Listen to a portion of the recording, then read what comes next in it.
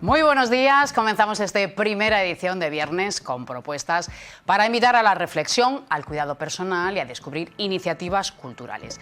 Vamos a arrancar hablando de literatura y crecimiento personal con el psicólogo Juan de Serrano, autor del Arte de Amar. Es un libro que propone desmontar mitos, cuestionando la cultura del individualismo y mostrando que el amor auténtico nace de la vulnerabilidad, la flexibilidad y la autenticidad. Vuelve nuestra compañera Alejandra Gómez, que estrena una nueva temporada de Mensana dedicada a la salud mental. Nos va a contar cómo afronta esta etapa y los temas que tendremos. Seguiremos con arte, con la edición del libro de La Cabra, que analiza la trayectoria de este colectivo desde 2016. Y vamos a cerrar con una propuesta innovadora que ha llegado a Puerto Banús. Zusto Café Bayeri, que es la primera franquicia de café sin azúcar del mundo, pero con todo el sabor. ¿Comenzamos?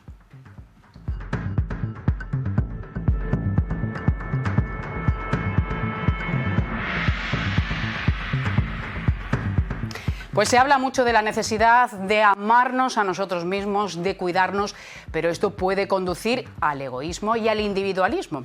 De este aspecto y de muchos otros habla Juan de Serrano en El Arte de Amar, que es un nuevo libro. Juan de, bienvenido. Bien hallado con vosotros. ¿Qué tal? ¿Cómo estamos? Muy bien, pues aquí muy ilusionado con estas reflexiones compartidas de la gente que me ha dado a mí primero y luego que yo intento darla a través de este libro, ¿no? Son muchos años en consulta, Sí. Muchos pacientes que han pasado con temas muy diferentes, problemáticas. Hablaba de ese individualismo porque es verdad que se pone actualmente el foco en la persona. Tenemos que estar pues siempre mirándonos a veces el ombligo, ¿no? Pero esto nos conduce a que no entendemos al otro, ¿no? Sí, nos resta empatía y nos resta compasión en el caso de la vulnerabilidad, porque al final hemos entendido o hemos reivindicado en esa parte necesaria de recuperar el amor propio, ¿no? Pero lo hemos entendido como fin, no como medio. Y siempre el amor propio es un medio donde te autoconoces bien, sabes tus zonas oscuras, tus zonas lúcidas y luego sale al encuentro del otro diferente, ¿no? Esa segunda parte es lo que trata de reflexionar este libro, proponer un amor propio más sano, ¿no? Un amor propio que no nos lleve al individualismo, al egoísmo, ni a competir, sino que nos lleve a compartir, que nos lleve a estrecharnos, que nos lleve a retarnos de alguna manera en ese desafío que el autoconocimiento nos lleva hacia la verdadera autenticidad. Y eso, como tú has dicho muy bien al principio, se cimienta un poco en la vulnerabilidad. Siempre, se nos instaba a que fuéramos duros, que no nos mostrásemos vulnerables ante los demás. Sí. Y ahora es precisamente lo contrario. ¿Por qué es positiva la vulnerabilidad? Porque ahí se genera un autorreconocimiento, ¿no?, de la fragilidad, ¿no? Y en esa fragilidad, como en otros tiempos se ha dicho, encuentro mi fuerza, ¿no? Encuentro mi manera de estar en el mundo desde lo que no puedo llegar, entonces elimino mucho autocontrol, elimino mucha autoexigencia, elimino muchos factores que psicológicamente a mí me pueden llevar a un terreno de frustración continua o de desánimo o de no llegar. Entonces la vida es mucho más simple y la vida es mucho más bonita si se comparte en un amor sincero, auténtico y vulnerable, porque al final somos así los seres humanos, ¿no? Claro, pero muchas veces queremos ocultar precisamente esa debilidad. ¿Qué deberíamos ser capaces de mostrar? Bueno, realmente deberíamos ser capaces de mostrar, incluso siempre al final en la pareja, mi reflexión, este libro surge porque de atender a parejas te das cuenta de que ha muerto la comunicación íntima entre ellos. Entonces, cuando va a la raíz de por qué muere la comunicación íntima es porque dejamos de comunicar aquello que puede hacer perder a la otra persona que pensamos que no nos va a valorar o a aceptar. Y entonces, por eso recurrimos a la fragilidad, a reconocer esa vulnerabilidad, para que en esa comunicación íntima pues también fluya y también busques un apoyo y un sostén en el otro, no una persona que al final solamente te acepta porque tú enmascaras, como en la etapa del enamoramiento, pues tu mejor versión, ¿no? Pues también hay días grises y también hay noches oscuras. Y esto es muy bonito acompañarlo desde el amor, no es un drama, incluso sano psicológicamente. De hecho, incluso la filosofía muchas veces, que hacemos alguna mención aquí, siempre ha planteado, con Carl Jung, es decir, ha planteado de que la tristeza tiene que existir, porque si no, no entenderíamos nunca la alegría, ¿no? Entonces, ese paralelismo entre vulnerabilidad y autenticidad, que son los primeros capítulos del libro, cimentan un autoconocimiento para salir al encuentro del otro diferente. ¿Y qué es lo que falla sobre todo en la comunicación? Que dices, es el punto número uno. Muchas veces no saben establecer esa relación. ¿Qué es lo que falla? pues falla justamente esa intimidad, es decir, porque al final lo que todos queremos, eso también es, tanto hombres como mujeres, por mucho que decimos que en el siglo XXI hay una transformación evidente. Sí, la hay, ¿no? En el hombre, en la mujer, en los roles, en la forma de relacionarnos, pero al final todo el mundo quiere dialogar con alguien, como en voz alta dialoga consigo mismo, ¿no? Eso es lo que pretende todo el mundo, ¿no? Y al final la comunicación en la pareja falla porque se esconden ciertas cosas o porque piensas que el otro te penaliza. Entonces, por eso revisamos esos mitos del amor, ¿no? De la exclusividad, de la posesividad, del sacrificio malentendido, de la sumisión, de la dependencia. Intentamos deconstruir un poco eso para quedarnos con la limpieza del amor, ¿no? Y el amor, pues todo lo entiende, todo lo acepta y todo de alguna manera lo acoge y lo abraza, ¿no? Desde lo que es luminoso hasta lo que es más oscuro de la persona, ¿no? Y ese es el acompañamiento de transformación, y las relaciones que vamos teniendo, tanto de amistad como de amor en nuestra vida, pues nos van aportando esas aristas y nos van limando de alguna manera si esos encuentros son verdaderos, ¿no? O si esos encuentros son íntimos. Insisto mucho en eso, que de la comunicación en pareja es la única manera que tenemos de construir una buena historia de amor. Hablabas de la deconstrucción. Sí. Hay muchos hombres que en el nuevo tablero no saben moverse muy bien. No sé si te lo encuentras de manera habitual en consulta. Muy habitual. Yo creo que esa es la gran crisis de pareja, necesaria, crisis como catarsis, y que ante la transformación de la mujer, pues los hombres nos hemos quedado un poco atrás, ¿no? Y eso no tenemos que tener vergüenza en reconocerlo, y estamos ante una nueva mujer, ¿no? Que nos ofrece dentro de su ternura y dentro de su psicología emocional otra manera de relacionarnos, y ahí los hombres estamos desubicados. Pienso yo, ¿no? También hablo de eso en el libro, de cómo los hombres, y hay muchos psicólogos, compañeros míos, que también traen este tema a colación, ¿no? De esa diferencia, no choque, pero sí diferencia entre lo que es el siglo pasado y el siglo XXI en el hombre y en la determinadas mujer, edades, ¿no? En determinadas edades. Entonces, al final la transformación nos exige, pues quizá a lo mejor ese trabajo y esa trayectoria que ha hecho la mujer en los últimos 30 o 40 años, ¿no? Una transformación que la haya llevado a esa interdependencia, a esa autosuficiencia sin perder ternura, ¿no?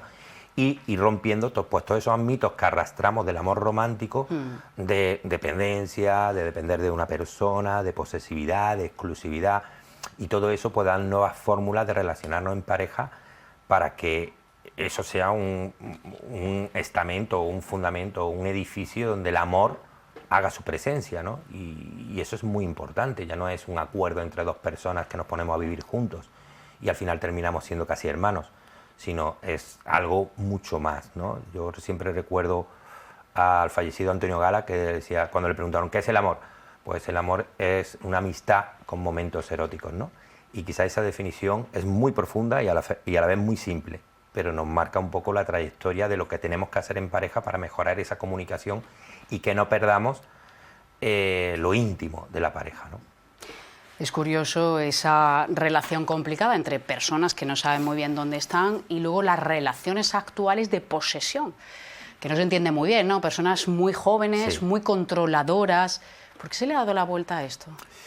Bueno, eso es fruto realmente también del crecimiento natural del ser humano, porque al final el que posee o el que necesita poseer o el que necesita sentirse valorado muestra esa manera de ser de su personalidad inmadura, es lo que llamábamos antiguamente la inmadurez afectiva, ¿no? Es decir, para que hoy en día, más que en otras épocas, sobre todo, y esa es la gran transformación y el gran cambio, para que una pareja funcione, los dos miembros tienen que tener una madurez muy similar, ¿no? Afectiva y emocional.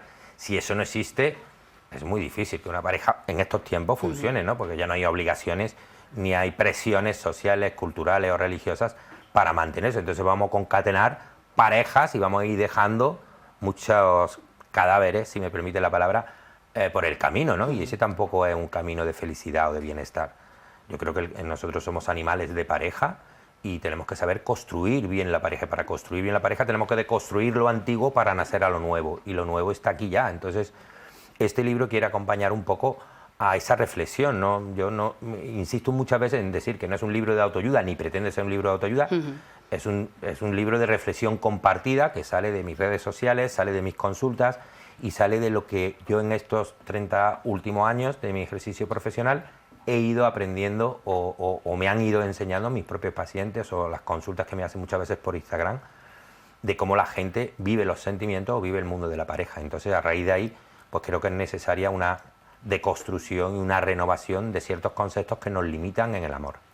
Dices, las parejas ahora duran menos, hay mayor nivel quizá de exigencia, se van concatenando parejas.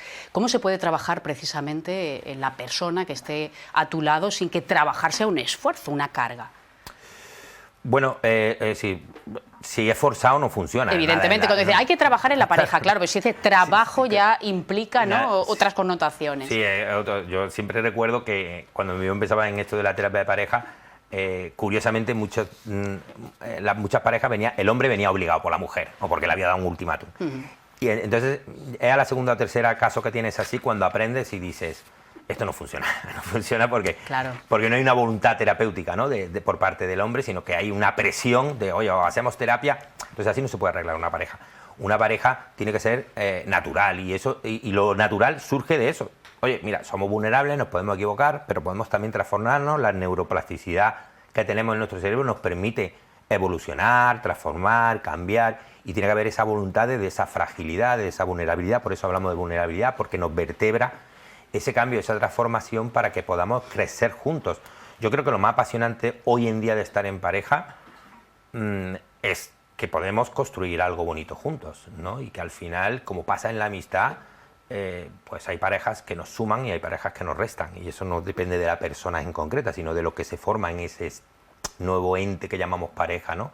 Entonces eso hay que tenerlo muy en consideración y hay que buscarse parejas transformadoras, parejas que nos ayuden desde lo más vulnerable a salir hacia adelante y a vivir desde la simpleza del amor natural, ¿no?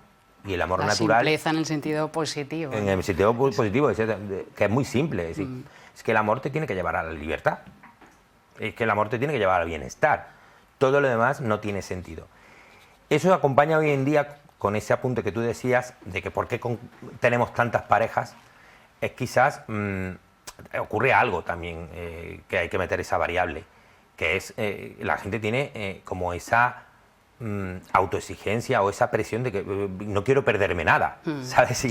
Y muchas veces con tantos estímulos que tenemos, porque es verdad que tenemos más estímulos que nuestros abuelos y nuestras abuelas, pues la gente no permanece en una pareja. En cuanto no funciona, adiós. Adiós. ¿No? Es decir, se habla mucho de soltar, pero poco de sostener, ¿no? Y eso también hay que darle una revisión, a ver porque a lo mejor eso nos está dejando muy vacíos, nos está dejando muy tristes, nos está dejando con muchos problemas de ansiedad y de insomnio. Esas son las cifras que nos dicen en Europa que está ocurriendo en la humanidad. Entonces, yo me gusta verlo desde esa perspectiva. Estamos en unos años donde la salud mental nos preocupa a todos y tenemos que ver las raíces, y no solamente son las cuestiones laborales, sino también que hay una parte muy importante del ser humano, que es la familiar, que es la de la pareja, que es de cómo vivimos nuestra vida afectiva, nuestra vida sexual, y eso tiene que tener unos resultados en nuestro bienestar y en nuestra libertad. Sí, es muy interesante lo que dices, el grado de insatisfacción de muchas personas por querer eso, no perderse nada, y bueno, cuántas cosas hay, y al final tienes que priorizar, ¿no? Estar presente y bueno, pues no dejarte llevar también, ni por modas ni por lo que hagan los demás, ¿no? Al final también tenemos que reconocer que muchas veces las redes sociales, el scroll, ¿no? Que esa palabra la he aprendido yo hace poco por los jóvenes, que soy de otra generación, pero el scroll nos ha creado una mente así en las relaciones de pareja. Pasa, otra. Es decir, tengo ansiedad por consumir y ansiedad por perderme algo, cuando a lo mejor lo realmente apasionante es ver tu crecimiento personal en un amor, con un sacrificio bien entendido, con una entrega bien entendida y con un desinterés total donde tú te des a la otra persona. Y no vender tu relación en redes sociales, que lo vemos también continuamente, ¿no? Como un producto. Sí, ese es el tema de las apariencias, que al final pues, tú vendes un producto, tú vendes unas sensaciones, pero realmente las cifras están ahí. Y entonces nosotros tenemos que ser una sociedad madura, y una sociedad madura se tiene que plantear qué estamos haciendo con nuestra vida, ¿no? Juan, podemos hablar de multitud de aspectos contigo, el amor da para mucho, pero me gustaría aprovechar que estás aquí porque ahora te dedicas a analizar a las parejas, a ayudarlas, a sostenerlas, pero antes lo has hecho también con víctimas, has acompañado a personas ante el trance de la muerte, en accidentes y bueno, al hilo de lo que ha ocurrido en España. Es muy complicado, ¿no? Todo este bombardeo que estamos recibiendo de información. Hay muchas personas que ya tienen muchísimo miedo, ¿no? a coger un tren. Es verdad que se nos instala, ¿no?, en la cabeza ese miedo y el acompañamiento. Todos estos días hemos hablado mucho de esas familias que se quedan muy desamparadas porque en un primer momento los psicólogos, bueno, hacen ese trabajo, pero eso es un trabajo que van a tener que realizar durante mucho tiempo, ¿no? Sí, durante mucho tiempo y desde aquí tenemos que lanzar desde la experiencia, ¿no? Yo estuve acompañando en la última catástrofe de los accidentes de Atocha y al final nos damos cuenta de que, vale, estamos ahí todos en los primeros momentos, claro, que es importante, pero que lo importante es luego, dentro de un mes, dentro de 3 meses, dentro de 4 meses. Y ahí muchas veces nos retiramos ese soporte, ¿no? Ese soporte tanto social como familiar, como de amigos, que es cuando es más necesario, porque estos son muertes que nunca se llegan a entender, que nunca se llegan a aceptar y que dificultan la elaboración de un duelo. Entonces, al final hay un duelo enquistado en todas esas familias por estas 45 personas fallecidas en un accidente que no se entiende en una sociedad moderna, tanto que ocurra como la respuesta. Entonces todo eso al final genera uno de los mayores males que tenemos el ser humano, por así decirlo, que es un miedo paralizante, y el miedo paralizante es aquel miedo que te hace evitar coger cualquier tren o coger cualquier vía, como estamos viendo, ¿no? El miedo es necesario como seres humanos, como raza humana, como animales humanos. Tenemos que tener la emoción del miedo porque nos tiene que llevar a la prudencia, a ser prudentes con lo que hacemos y cómo lo hacemos. Por eso reivindicamos. Claro, pero no a retraernos. Pero no a retraernos. Nunca el miedo, si te lleva a paralizarte, sí, ya se vuelve patológico. Entonces, nosotros de aquí tenemos que dar ese acompañamiento, esa información. Al final yo creo que ahí los medios de comunicación tenéis una labor casi ética muy importante, porque la información cura. Cuidado con si muchas veces la gente dice, no, tenemos tanta información. No. El ser humano en la incertidumbre sufre más. Sí, la información veraz. Y la información veraz, aunque sea dura, aunque sea cruel, y yo eso lo he aprendido con mis enfermos oncológicos, sí, porque te lo demandan, y es lo que llamamos nosotros la verdad soportable, de acompañar al otro hasta donde quiere saber. Y pues esto con la sociedad tenemos que hacer igual, es decir, tenemos que informar bien, porque la información es un arma de poder también psicológica para que el miedo no haga su presencia por la incertidumbre. Juan, de un placer que nos hayas acompañado esta mañana. ¿Dónde pueden comprar el libro? En Amazon. En Amazon. En Amazon, y bueno, la gente que esté por aquí cerca pues se puede poner en contacto conmigo en Instagram, yo se lo mando, o en mi consulta en Fuengirola.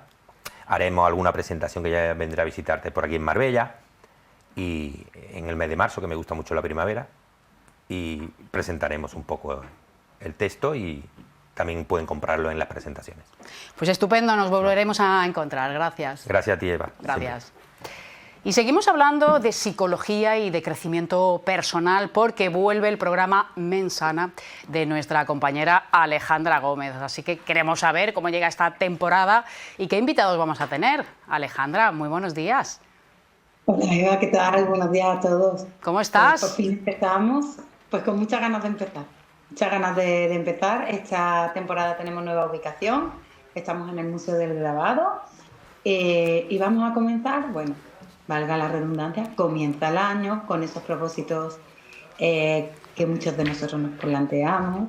Empieza enero, no solo la cuesta de enero, entonces, ¿qué pasa? Tenemos metas, algunos lo llaman propósitos. ¿Qué queremos para 2026? A veces queremos abarcar mucho, vamos a ir paso a paso y para ello vamos a contar con una psicóloga, está afincada en San Pedro de Alcántara, ella es Rosa María García, y bueno, pues nos va a dar unos truquitos para poder lograrlos. ¿Por qué son tan importantes?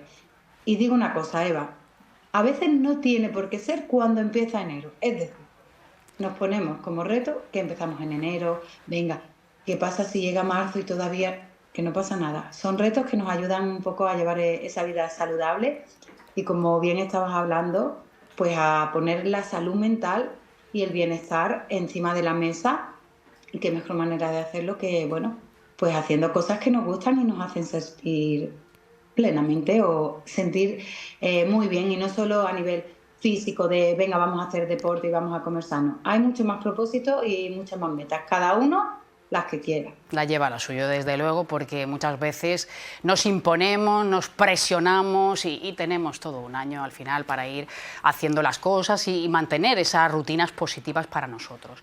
Yo sé que este programa te gusta mucho, que has disfrutado en la pasada temporada. ¿Qué temas vas a abordar en los siguientes meses?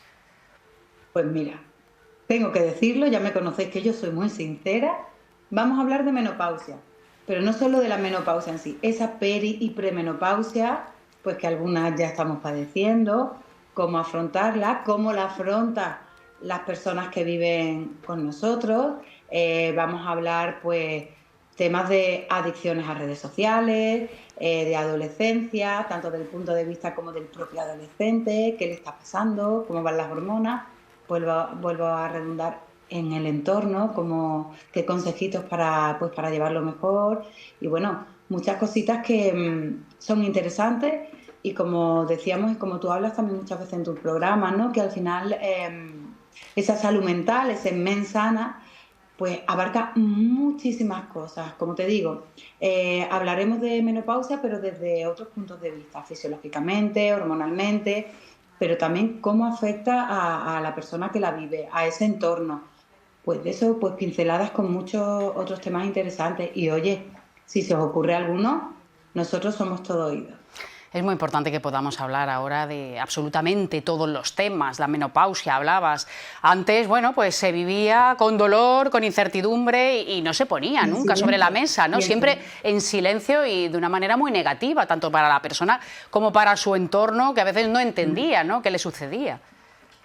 Bueno, igual que estabas hablando en la entrevista anterior, que la estaba escuchando, me ha encantado, por cierto, terapias de pareja, no claro. Es cuando una relación va a terminar, a veces pues parejas que llevan muchísimos años con la rutina, algunos tienen hijos, otros no, pues siempre es un revulsivo pues para ayudarnos un poco a poco en esa etapa que estamos viviendo, no somos las mismas personas que hace un año, entonces eso también entenderlo, pues por ejemplo, a nivel de pareja, también un poco gestionar las emociones, algo que parece una tontería y es súper importante y nos cuesta mucho trabajo. Cuando estamos tristes, no me puedo permitir llorar. Sí. No es así. Atravesamos esa emoción, cómo podemos hacerlo, qué pasa cuando sentimos frustración, porque a veces todas esas emociones tienen una parte positiva que nos ayuda, que son una herramienta pues para después en ese día a día pues disfrutar y vivir de la manera más plena dentro de lo que para cada uno es importante. Y si no las gestionamos, al final nos hacen enfermar, porque provocan muchos daños, muchas veces complicados de solventar. ¿Qué temas de crecimiento personal, porque yo sé que es un área que tú tratas de manera habitual, vamos a tener en el programa? También vas a contar con estos temas, ¿no? Pues mira, vamos a intentarlo y aunar ambas cosas. También psicología, ese crecimiento personal. Cuando hablabas de esos propósitos de Año Nuevo referidos pues al cuerpo físico, al movimiento, pues eso, no solo es deporte, es movimiento, pues también a través de yoga, de pilates, shiatsu. Vamos a contar con muchos terapeutas también que se mueven, pues mira, en ese mundo holístico, en el mundo de la energía, porque al final todo cuenta, hacemos equipo, pues viene un psicólogo, viene un terapeuta, un profe de yoga, como te digo, distintas terapias, constelaciones familiares, cómo se ve la familia a nivel sistémico, entonces terapia Gestalt y un poquito esto de el todo se puede conseguir. Ese pensamiento es súper positivo que a veces no es así, a veces no podemos conseguir todo y no pasa nada, tenemos que tolerar esa frustración, pues qué terapias hay que nos quitan un poquito ese nudo cuando tenemos ansiedad, porque viene la ansiedad, que ahí hay un abanico también enorme. Temas de sistema digestivo que también influyen mucho en nuestra vida, en nuestro día a día y no solo a nivel fisiológico, sino también a nivel mental. Dicen que el intestino es nuestro segundo cerebro. Entonces, pues son temas muy, muy interesantes que yo creo que también personalmente a ti sí. te van a gustar mucho. Muchas ganas de ver el programa que se va a emitir los miércoles a las 10 de la noche, así que deseando verlo. Alejandra, que vaya muy bien esta temporada. Muchas gracias. Hasta luego, compañero. Gracias, ahí estaremos. Gracias. Bueno, nos vamos a publicidad unos minutitos y continuamos porque nos queda mucho más. Hasta ahora.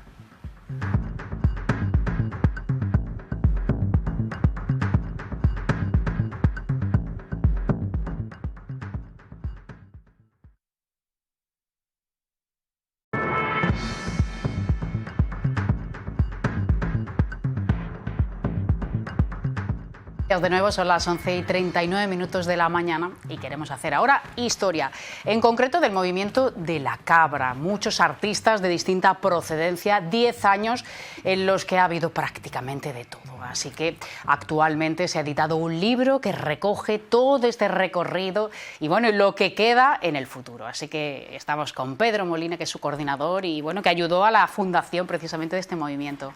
Pedro, muy buenos días. Muy buenos días, Eva. ¿Qué muy tal? Buenos días. Pues muy bien, muy bien. Muy contento de que llueva, muy contento de que haga sol. 10 años no es nada, ¿no? Ha pasado muy rápido. No es nada, no es nada. Miras para atrás y ya son muchos años, pero 10 años, bueno, no es nada, pero ahí están, ya ha pasado. Ahora hay que hacer otros 10 años más, ¿no?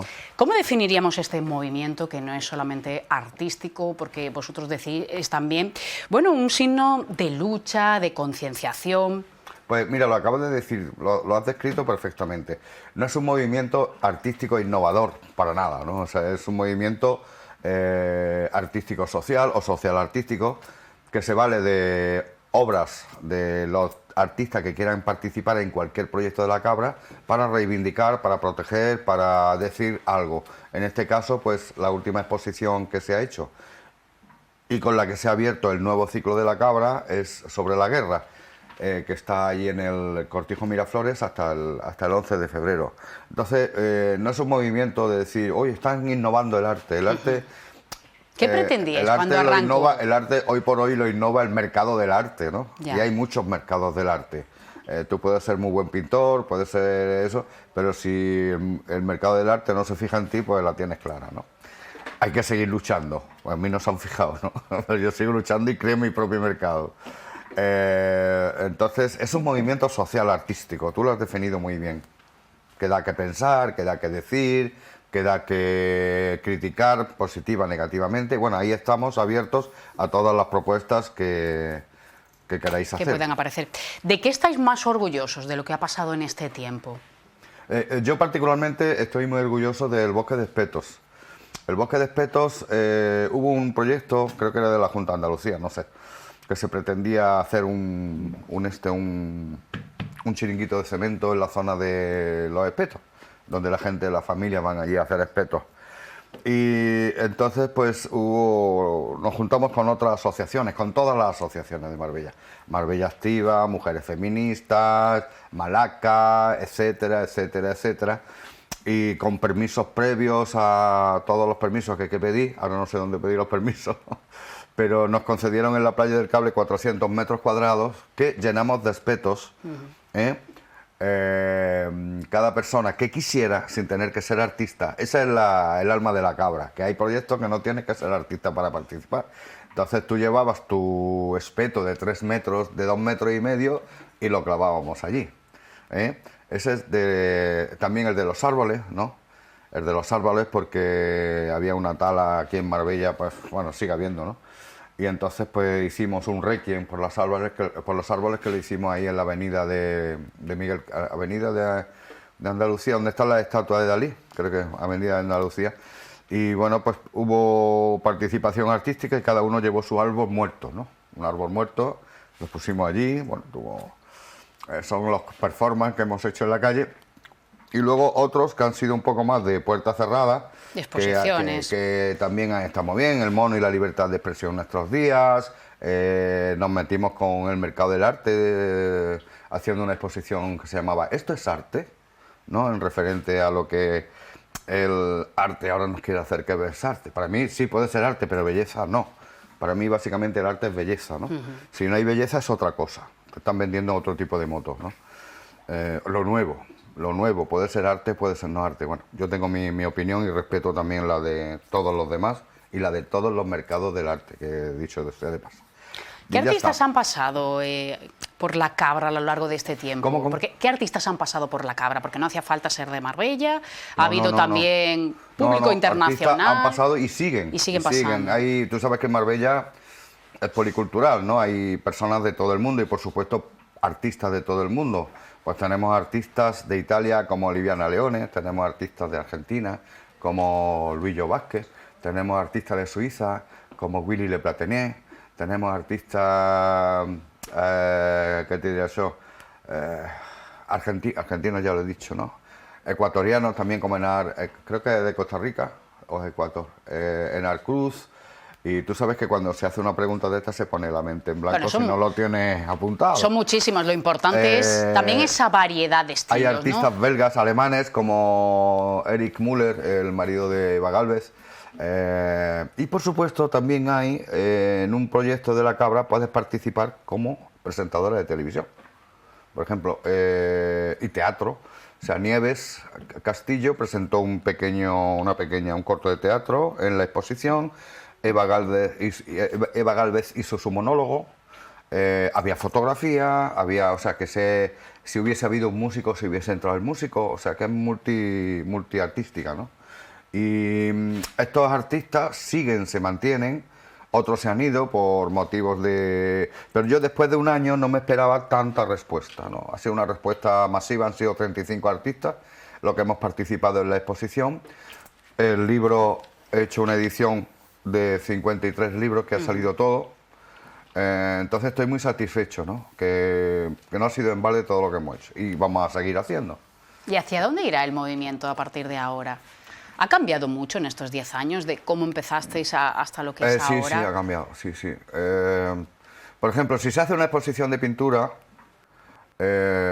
no hace falta que seas profesional de la pintura, pero sí es necesario una seriedad, que haya una seriedad. Hay personas que se tiran a lo mejor 2 meses trabajando en una obra, como en esta de la guerra, el mundo entre la guerra y la paz, y lo que no puede hacer es un garabato y colgar, Ya, ¿no? sí, Entonces, cualquier cosa sí que no hay, vale. aunque en un principio no había ningún tipo de filtro, por respeto al trabajo de todos los demás, sí que hay filtros, un pequeño filtro a la hora de decir, no, mira, oye, para eso no sé, ¿no? Entonces, sí que es lo único que ha cambiado, lo demás seguimos igual. Estamos pendientes de lo que pasa en Marbella, ¿no? Ahora está la movida esta de la residencia de tiempo libre, que me parece que la quieren echar abajo para construir chaletes y cosas de esas. Y bueno, ya veremos a ver si hacemos algo. También depende de cómo respondan los artistas. Y bueno, pues queremos seguir con las tertulias, queremos seguir con las reuniones, etcétera, etcétera. No sé si hay una libido social para seguir con reuniones, seguir con tertulias, porque ahora ya cada vez tenemos menos tiempo, no sé qué pasa. No puedo ir, no sé qué. Al final nos juntamos 4 en las reuniones. Ahora sí, para exponer sí va todo el mundo allí a colgar cuadros. ¿Cómo ves tú ahora el mundo del arte? Decías, bueno, cualquier cosa evidentemente no vale, se juega mucho con ese choque, con llamar la atención, ¿no? Con hacer algo. El mundo del arte, yo estoy fuera de la raya esta. El mundo del arte yo creo que se está reestructurando, ¿no? Hay parte del mercado del arte que está pasando un filtro fuerte y diciendo esto es arte y esto no es arte, ¿no? Y luego las innovaciones, hombre, están bien, lo nuevo está muy bien, pero es como te he dicho antes, yo donde no hay belleza, pues no hay arte. Si vamos a presentar cosas nuevas, alguien que nunca ha hecho nada nuevo, o sea, algo que nunca se ha presentado, eso se está haciendo desde el siglo XIX. Poner una exposición vacía, por ejemplo, tirar una maleta de billetes a un río. Eso, te estoy hablando de principios del siglo XX, finales del siglo XIX. En este siglo pues hay muchas excentricidades, como el tiburón de Hughes metido en formol, el artista italiano que hizo latas de mierda, ¿no? Decía, aquí hay mierda de artista, ¿no? El plátano pegado, sin ir más lejos, que se ha hecho súper famoso, ¿no? Se ha hecho súper famoso. Podemos poner junto a eso que es arte, que dicen que es arte, el exe homo de esta señora que para descanse, que ha muerto y que ha llamado tanto la atención, que el pueblo ya ha hecho una especie de visita turística al exe homo, ¿no? de esta señora. Entonces, no nos confundamos. Una buena fotografía, un buen cuadro de cualquier estilo, que se ve enseguida si está hecho corriendo o no.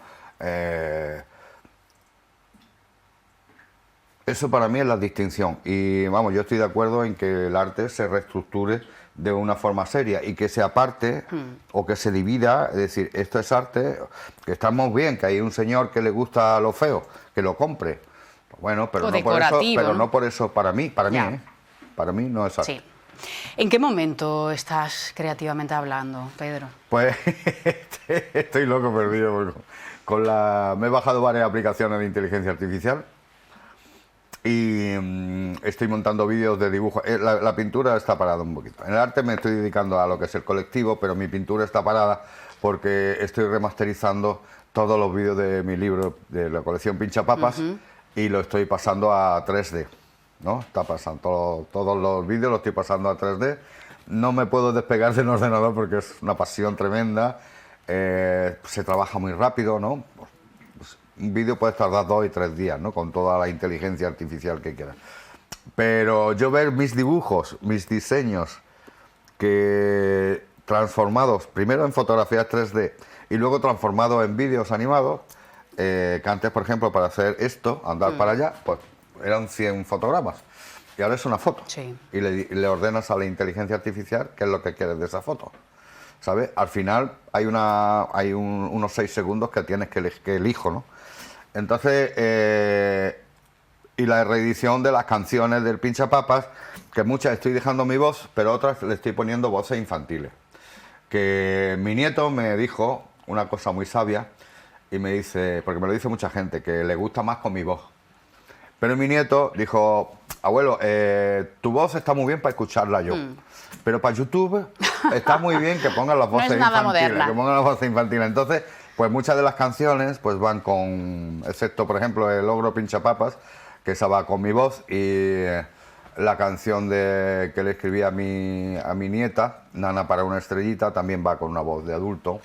Y lo demás lo estoy transformando y estoy en eso. En ese punto. Estoy escribiendo la historia de Marbella, pero con dibujos animados. Y también estoy remasterizando mis canciones, mi disco que grabé aquí en Marbella en el Frutero en el 98, y la verdad que me lo estoy pasando pipa. Pues yo creo que de eso se trata, ¿no? Pasárselo bien. Y ofrecer algo también distinto. Y además, si llueve, mejor, porque te quedas en casa. Si hace sol, me divido.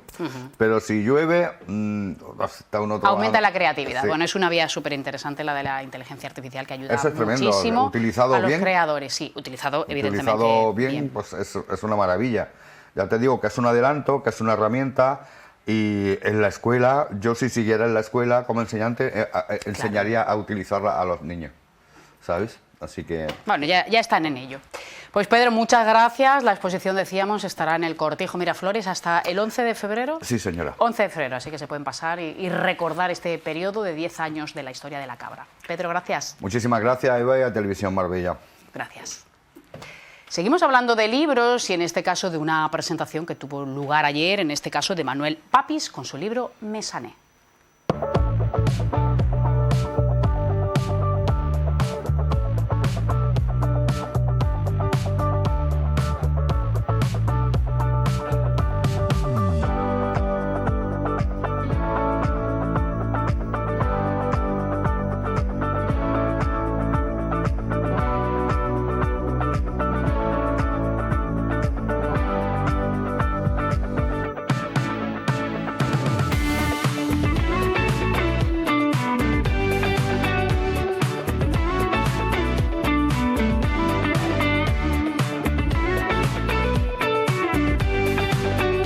Estamos con Manuel Papis aquí en esta librería de libros, que se va a hacer la presentación de este libro Mesané, que nos va a dar muchos tips, como se suele decir ahora, ¿no? Y consejos para tener una vida saludable.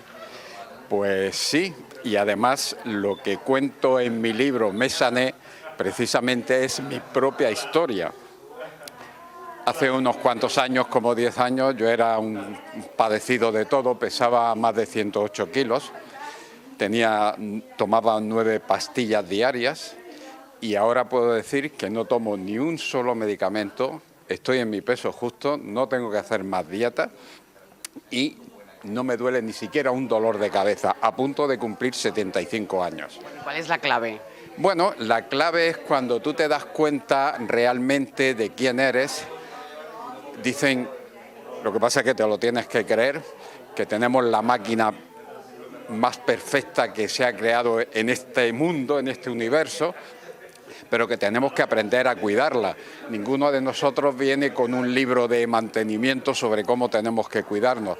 Sin embargo, hay un momento en que tú decides, porque ya no puedes más, llega ese momento, como decía San Juan de la Cruz, la noche oscura del alma, que todos yo creo que hemos pasado por ahí, y al final decides que tienes que aprender algo que probablemente nos tendrían que haber enseñado cuando éramos pequeños en la escuela.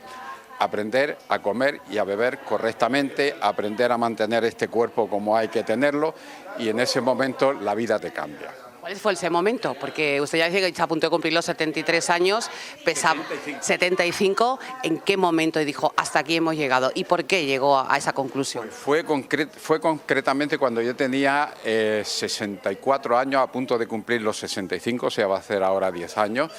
Estaba un día de estos que te coge, que te sientes tan mal, que bueno, dije al que haya por ahí arriba, le dije, oye, yo ya tengo mis hijos, tengo mis nietos, he hecho mi vida, ¿qué hago aquí? Llévame. Y la máquina averiada. Y la máquina averiada, claro. Y resulta que en vez de llevarme me dijo, no, mira, te voy a enseñar a cómo solucionar la historia, ¿no? Y ese fue el momento en el que tomé esa decisión. Tuve la suerte de conocer al doctor Iván Chile, que concretamente es un médico cubano, pero que reside en México. Nos conocimos a través de las redes sociales y él dijo, yo te voy a poner bien. Y de hecho es así. Después estuvo aquí hace como 7 años y me formó como coach en lo que es la alimentación del cambio. Y desde entonces, pues mira, aquí está la prueba, como yo siempre digo. Yo doy fe de ello, ¿no? Dice usted que deporte y comer bien, pero ¿qué es lo más pernicioso para el cuerpo? ¿En qué cree usted que nos machacamos más? Pues yo creo que donde más nos machacamos, fíjate, es en la comida. O sea, normalmente nadie se toma el tiempo de aprender realmente los alimentos que nos tenemos que tomar. A veces nos complicamos mucho las cosas haciendo comida súper rara, montando una serie de recetas y de cosas, 3 horas, 4 horas en la cocina, y la alimentación es mucho más sencillo. Es simplemente aprender a diferenciar lo que es el alimento vivo del alimento muerto. El alimento vivo es aquello que se cría con la energía fotónica del sol y que da la madre naturaleza, la madre tierra. Cuando te sales de ahí y empiezas a comprar alimentos procesados, pues resulta que la cosa empieza a cambiar y poco a poco tu cuerpo se empieza a deteriorar. Yo me tiré pues 50 años de mi vida comiendo alimentos procesados. Cuando aprendí, gracias al doctor Iván Chile, a alimentarme correctamente y a comprar correctamente, porque es muy importante cómo compramos y dónde compramos, cuando aprendí eso, el cambio se produjo automáticamente. Esto es que funciona así, ¿no? El cuerpo es una maravilla. Manuel, ya para terminar, porque hay mucha gente ya esperando para la presentación de su libro, pero tenemos esa curiosidad. ¿Cuál ha sido su oficio? Porque usted ahora ya jubilado, se dedica a dar charlas, tiene su propio canal de YouTube, en redes sociales, es decir, que usted se ha empeñado, digamos, en dar a conocer cuál es la clave para estar sano. ¿Cuál era su oficio? Mi oficio, mira, he tenido muchos oficios a lo largo de mi vida. Uno de ellos, puedo decir, en el año 93 fui el gerente de la empresa de limpieza del Ayuntamiento de Marbella durante casi un año. Después hubo el follón aquel de la moción de censura que hubo tal, aquello me pilló entre medio, pero el resto de mi vida, casi siempre he sido empresario, me he dedicado a emprender. Me encanta el emprendimiento, me encanta. He creado mis propias empresas, pues bueno, siempre de productos referentes a la salud, ¿vale? Pero sin embargo, yo no estaba sano. O sea, imagínate una persona que andaba por ahí hablando de salud con 108 kilos, con la pastilla y el maletín al lado porque me dolía todo. Imagínate lo que era aquello. Y claro, llega un momento en que dices, ostras, esto hay que cambiarlo, ¿no? Usted es de Almería, pero lleva a Marbella ¿desde cuándo? Pues concretamente, mira, me vine a vivir desde Almería a Málaga en el año 84. ¿Y aquí se queda? Y en el año 93, no, a Málaga capital, y en el año 93 tomé la decisión de venirme a vivir a Almería con toda la familia y aquí ya he hecho mi vida. O sea, a partir de... Bueno, podemos comprar su libro, por supuesto, aquí en esta librería fantástica, de libros, también imagino en plataformas, y recomiende su página web. Pues mi página web es muy sencilla, www.mesane.org.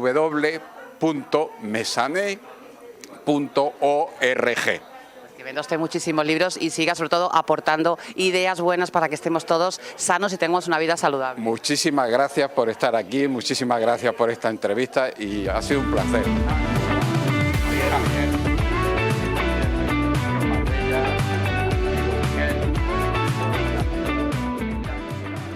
Muchas gracias, Cristina, por el reportaje y vamos a cerrar con una novedad en lo empresarial. La primera franquicia de café sin azúcar de España. Arranca en Puerto Banús. Se trata de Zusto Café by Eric. Tiene no solamente café, sino dulces en los que las calorías se reducen de una manera bastante considerable. Así que vamos a conocer cómo ha sido el aterrizaje en el mes de julio y cómo está yendo este nuevo proyecto. Con nosotros, Eric Vermeulen. Eric, bienvenido. Muchas gracias. Cada vez estamos más preocupados por nuestra salud, por vuestro bienestar. El azúcar se ha convertido en un problema muchas veces y vosotros, este proyecto tenía claro que quería quitarlo de manera drástica, ¿no? Sí, correcto. Es la idea de hacer una pastelería más sano, sin azúcar. Solo hay los azúcar añadidos.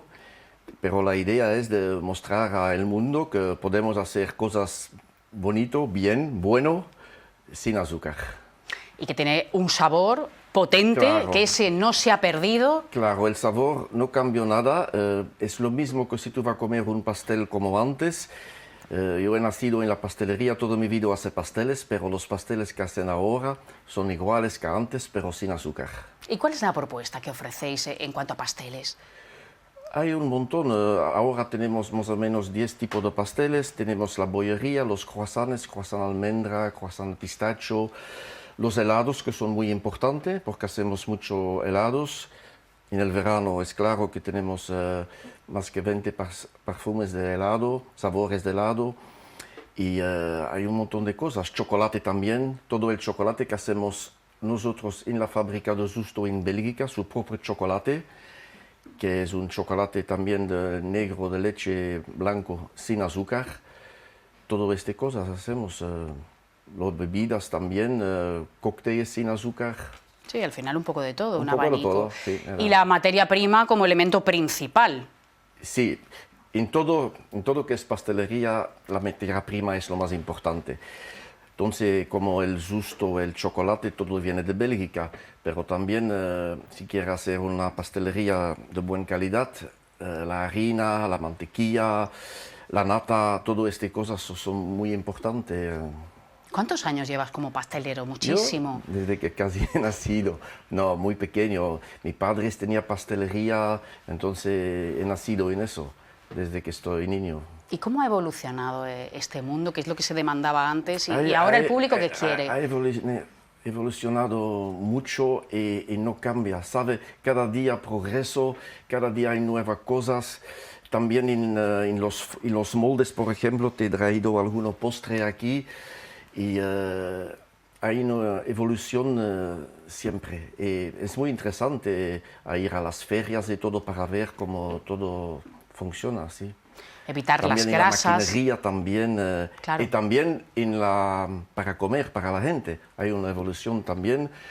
Es eso que yo he visto que, por ejemplo, la gente siempre quiere más saludable, menos azúcar, productos sin gluten, sin lactosa, todas estas cosas, sí tenemos que estar... Claro, eso te iba a decir, por un lado, evitar las grasas, por otro, hay muchas personas que tienen problemas también, pues de alergias, de intolerancias, entonces tienes que jugar un poco con todos esos ingredientes, ¿no? Sí. ¿Cómo ha sido ese aterrizaje? ¿Cómo ha aceptado el público el proyecto? ¿Qué os dicen? No, muy bien. Es muy interesante porque cuando estamos haciendo las obras en julio, había ya cosas que está escrito sin azúcar y la gente que pasa en la calle, la gente me pregunta mucho y hay gente que entra en la tienda que dicen ¿es sin azúcar? Sí, claro, todo es sin azúcar. ¿Sabe? La gente que no se lo creen del todo, ¿no? No, la gente está muy interesado a esto y quiere probarlo y están sorprendidos del sabor, sí, es verdad. Se le ha dado mucha importancia también a la estética, al local, que ofreciera una imagen atractiva. Para mí es muy importante porque cuando la gente entra, bueno, yo soy así y yo me imagino que la gente también, es la primera visión que es la más importante. Si el postre tiene buena pinta, yo pienso que ya para 50% la ha vendido. Luego el resto. Y hay todo que es importante. También las personas que venden postres son también muy importantes, porque un postre tiene que vender bien, hacer atención al cliente, todo estas cosas. Y todo va unido. Sí. ¿Cuáles son los pasteles que ofrecéis que tienen más éxito? ¿Cuáles son los que más gustan? Bueno, te he traído alguno y es verdad que lo que tiene el más éxito, Sí. bueno, primero hay una postre de limón, pero lo que tiene el más éxito es el mango. El mango. Este, no sé por qué, le explico, pero toda la gente quiere, viene un mango, le van a sentar, le van a grabar, van a hacer todo este, es muy interesante. Y el nuevo que hemos terminado hoy, especialmente para traerlo, es el caboce de chocolate. Es todo chocolate, es claro, pero está muy bueno. Claro, el chocolate es un éxito siempre Sí, seguro, sí, ¿no? sí. Esto es más un clásico, una tarteleta de limón, pero de verdad la gente quiere las cosas que son un poco original, que son un poco diferentes y estos son los que tienen el más éxito. Ajá. En Marbella tenemos un público muy internacional. Sí, claro. Supongo que dependerá mucho de dónde vengas para pedir según qué cosa, ¿no? ¿Qué diferencias ves? Bueno, como estamos en el puerto, son muchos turistas, la gente que viene cambia. Yo veo el cambio de cuando la gente se va 2 o 3 semanas, son otras personas que llegan el verano, pero es muy interesante porque tengo un público de todos los países. Es lo que me gusta mucho aquí a Marbella, a Puerto Banús, es que siempre cambia y tiene todo. Antes en Bruselas, mi pastelería, ¿sabe? Son cada día las mismas personas. Y aquí es diferente, es muy éxito esta. Sí. ¿Qué nacionalidad es la que más os visita? Depende. En el verano, claro que son todos los árabes.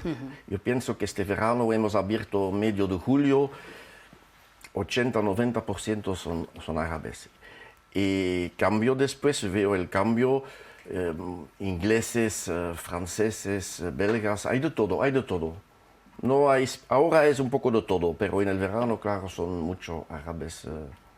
El mundo del café también ha evolucionado muchísimo. Ya le demandamos precisamente a las Sí. cafeterías pues ese café de calidad, de Claro, especialidad, muy importante afortunadamente. esto, sí. Muy importante el café porque yo soy amateur de café. He elegido, de verdad estoy muy difícil por el café. Si no tenemos un café, la gente también, toda la gente que dice no tiene un buen café de calidad, está muy ¿De dónde viene vuestro café? ¿De dónde es? Italia. Italiano. Segafredo, sí. Es italiano, sí. Bueno, pues lleváis poquito tiempo, os deseamos toda la suerte del mundo. Bueno, tienes una trayectoria más que acreditada, porque has trabajado en multitud de sitios, ¿no? Y muchos años aquí en Marbella. Sí, claro, sí. 17 años ya. 17 años, ahí es nada. Bueno, pues toda la suerte del mundo para este proyecto que ya sabemos que ha arrancado muy bien. Muchísimas gracias. por Eric, muchas recibirme. gracias. Muchas gracias. Gracias. Pues aquí ponemos el punto y final al programa de hoy. Os deseamos que tengáis un feliz fin de semana. Volvemos el lunes a las 11 de la mañana. Gracias. Adiós.